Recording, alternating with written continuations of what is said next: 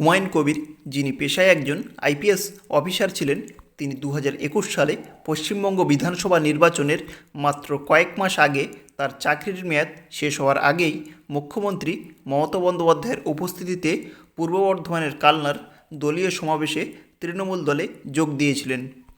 এরপর 2021 সালে পশ্চিমবঙ্গ বিধানসভা নির্বাচনে ডেবরা থেকে তৃণমূলের প্রার্থী হয়ে 47.1% ভোট পেয়ে 95,850টি ভোট পেয়ে জয়লাভ করেন হুমায়ুন কবির।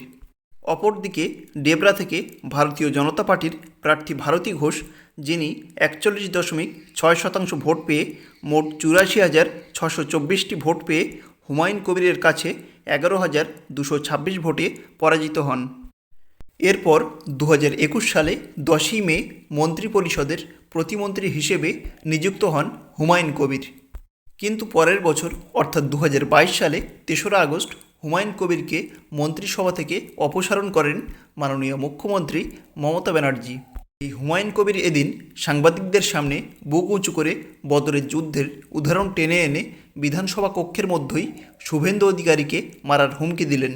আজকের দিনে আপনি যখন হিন্দু হিন্দু হিন্দু করছেন আর মুসলিমদের এইভাবে অপমান করছেন বা চ্যালেঞ্জ করছেন, আমি হুমায়ুন কবির একজন মুসলিম বিধায়ক হিসাবে চ্যালেঞ্জ করছি আপনাকে। আপনি 72 ঘন্টার মধ্যে এই কথা প্রত্যাহার না করলে এই 42 জন এমএলএ আপনাকে বিধানসভার ভেতরে আপনার যে ঘর, সেই ঘরের বাইরে আপনাকে আমরা বুঝে নেব। আপনি পারলে 66 জন নিয়ে আমার মোকাবেলা করবেন। আপনি হয় প্রত্যাহার করুন এই কথা, তা না হলে আপনি কত বড় হিন্দু হয়েছেন, আর আমরাও মুসলমান, কারো কাছে কোনোদিন আত্মসমর্পণ করেন।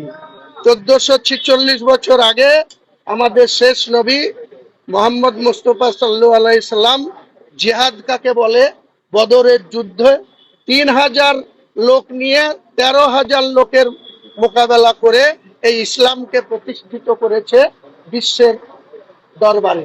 আর আপনি তো কোন ছাড়, আপনি এখানে পবিত্র বিধানসভায় 42 জন এমএলএর সঙ্গে লড়বেন? আপনাকে চ্যালেঞ্জ দেওয়া থাকলো। আসলে ভারতীয় জনতা পার্টির নেতা শুভেন্দু অধিকারী বারুইপুরের রামনগরে শীতলা মায়ের মূর্তি ও কালী মায়ের মূর্তি ভাঙচুর ও মন্দিরে অগ্নিসংযোগের প্রতিবাদে এদিন বিক্ষোভ মিছিল দিতে থাকেন।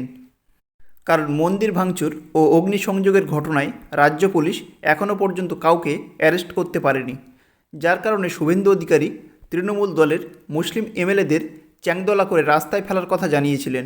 সাম্প্রদায়িক পুলিশ, সাম্প্রদায়িক সরকার, মুসলিম লীগ 2, মুসলিম লীগ 2, মুসলিম লীগ 2 উপড়ে ফেলবে বাংলার হিন্দু জনতা। বিমান ব্যানার্জিকে, মমতা ব্যানার্জিকে হারাবো, আর ওদের দলের যে কটা মুসলমান এমএলএ জিতে আসবে, বিজেপি সরকারে আসবে, চ্যাংদোলা করে তুলে রাস্তায় ফেলবো। এই রাস্তায় ফেলবো, এই রাস্তায় ফেলবো, 10 মাস পরে এই রাস্তায় ফেলবো। আর শুভেন্দু অধিকারীর চ্যাংদোলা মন্তব্যের পর তৃণমূলের এমএলএ হুমায়ুন কবির মিডিয়ার সামনে স্পষ্ট জানিয়ে দিলেন, যদি শুভেন্দু অধিকারী তৃণমূলের 42 জন মুসলিম এমএলএদের কাছে ক্ষমা না চান, তাহলে বিধানসভা কক্ষের মধ্যেই শুভেন্দু সহ ভারতীয় জনতা পার্টির 65 জন এমএলএকে মারার হুমকিও দিলেন হুমায়ুন কবির। তবে বর্তমানে রাজ্য রাজনীতির যে অবস্থা, তাতে করে 2026 পশ্চিমবঙ্গ বিধানসভা ভোটের আগে হিন্দু মুসলমান দাঙ্গা অবশ্যই তৈরি হতে চলেছে রাজ্যে। কারণ হুমায়ুন কবির যেভাবে বদরের যুদ্ধের প্রসঙ্গ তুলে বললেন যে মুসলমানরা কখনো মাথা নিচু করে না, প্রয়োজন হলে দ্বিতীয়বার বদরের যুদ্ধের পরিবেশ তৈরি করতে প্রস্তুত রাজ্যে। অবশ্য এ নিয়ে রাজ্যের মুখ্যমন্ত্রী এখনও নিশ্চুপ, যেখানে তার উচিত ছিল হুমায়ুন কবিরকে এমন বক্তব্যের জন্য সাসপেন্ড করা। কিন্তু তিনি তা না করায় এরকম হুমায়ুনের দেখাদেখি আরও শত শত হুমায়ুন হয়তো এভাবেই কিছুদিন বাদে হিন্দুদের হুমকি দেবে।